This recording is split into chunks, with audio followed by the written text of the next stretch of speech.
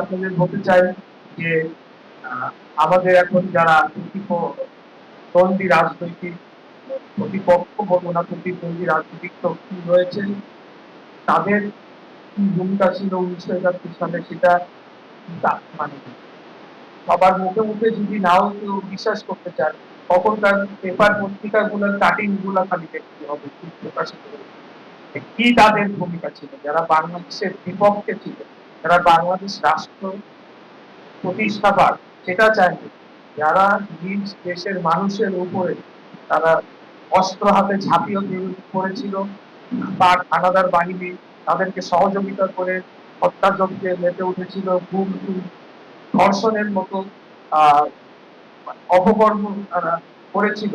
আজকে যাই হোক এত বছর পরে তারা এসেছে সংসদে, এটা এখানে ব্যর্থতাটা আমাদের সবাইকেই নিতে হবে। আমি ওই বিষয়ে আপনার বিস্তারিত যাবো না, এই বিষয়ে আপনারা আমাদের থেকে অনেক বেশি ভালো। তবে আমি এটি বলতে চাই যে ইনশাল্লাহ আমরা মুক্তিযুদ্ধের প্রজন্ম, আমার বাবা একজন। ঈদ আসবে, সাথে ক্যাশব্যাকও আসবে। নিজের বা প্রিয়জনের জন্য কেনাকাটায় এবারও নগদ পেমেন্টে পাচ্ছেন দারুণ ক্যাশব্যাক। তাই যাই কিনুন, পেমেন্ট করুন নগদে। মুক্তিযোদ্ধা ছিলেন আজকে আমাদের মাননীয় প্রধানমন্ত্রী দেশনায়ক জনাব তারেক রহমান, উনিও একজন মুক্তিযুদ্ধের স্বাধীনতার ঘোষকের সন্তান, সবচেয়ে মুক্তিযুদ্ধের ধারক বাহক, এবং সেটিকে বাস্তবায়ন করার জন্য যদি কেউ যোগ্য ব্যক্তি থাকে বাংলাদেশে সে উনি, ওনার নেতৃত্বে আমরা সরকার গঠন করেছি। ইনশাআল্লাহ বাংলাদেশকে যারা চায়, বাংলাদেশ স্বাধীনতা বিরোধী যারা রয়েছে, তারা কোনোদিনও বাংলাদেশকে আবারও দখল করে তাদের মতো করে সেটাকে দখল করে নিয়ে যেতে পারবে না। যতদিন আমরা জীবিত আছি আমরা এই লড়াইটা চালিয়ে যাব। যে লড়াইটা আপনারা করেছিলেন 71 সালে, সেটা চলমান রয়েছে। বিভিন্ন সময় আন্দোলন সংগ্রামের মাধ্যমে মুক্তিযুদ্ধের আদর্শকেই কিন্তু আমরা বাস্তবায়ন করি।